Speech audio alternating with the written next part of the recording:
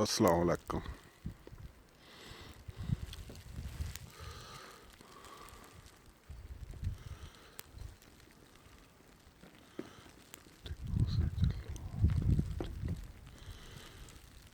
ਇੱਥੇ ਅਰਸਲਾਨ ਦਾ ਸਕੂਲ ਹੈਗਾ,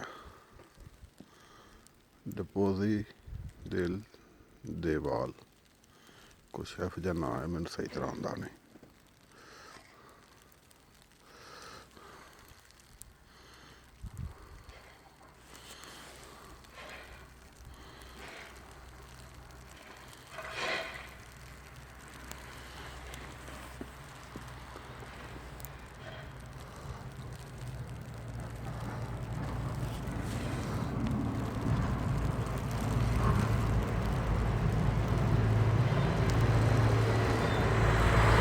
ਕਹਿਣ ਦਾ ਖਰਾਬ ਹੈ,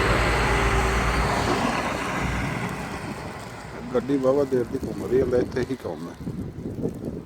ਇੱਥੇ ਦੀ ਦੁਕਾਨ ਇੱਧਰ ਉੱਧਰ ਸੁੱਟੀ ਜਾ ਰਹੀ ਹੈ, ਸੜਕ ਸਾਫ਼ ਕਰੀ ਜਾ ਰਹੀ ਹੈ।